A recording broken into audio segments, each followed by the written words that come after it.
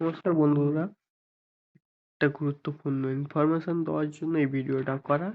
আমরা সবাই জানি হোয়াটসঅ্যাপে কারোর চ্যাট লক করা যায়, কিন্তু পাশের কেউ ফোনটা হাতে নিলে বুঝে যায় যে কারোর চ্যাট আমরা লক করে রেখেছি। তো সেটাকে হাইড করার জন্য একটা ছোট্ট সেটিংস দেখাবো। চলো দেখা যাক। হোয়াটসঅ্যাপে চলে গেলাম, মনে করুন আমরা একে চ্যাটটা লক করবো।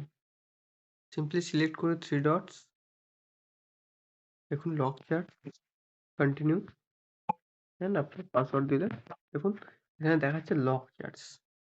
এই লক চ্যাটসে চলে গেলে সিম্পলি দেখুন এই যে থ্রি ডটস দেখাচ্ছে, এখানে ক্লিক করবেন, দেখুন চ্যাট লক সেটিংস, অ্যান্ড দেখুন হাইড লক চ্যাটস, এটাকে অন করে দিতে হবে। And use my secret code, এখানে আপনাদের মতো একটা মনের মতো আপনারা একটা কোড দিয়ে দেবেন। আমি যেরকম এখানে দিয়ে দিচ্ছি 1111, ডান। দেখুন এটা হয়ে গেছে। দেখুন আগে যেরকম শো হচ্ছিল লক চ্যাটস, এখন কিন্তু আর শো হচ্ছে না। তো ওটাকে খুঁজে পাওয়ার জন্য এখানে সিম্পলি সার্চ বারে গিয়ে সার্চ করতে হবে, আপনার পাসকোডটা দিতে হবে এখানে। তো আমি যেরকম দিয়েছিলাম 4টে 1, তো 111, দেখুন লক চ্যাট চলে এসছে।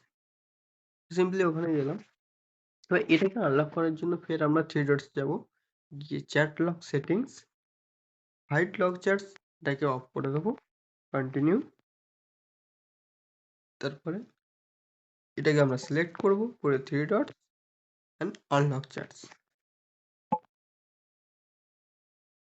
দেখুন আনলক হয়ে গেছে।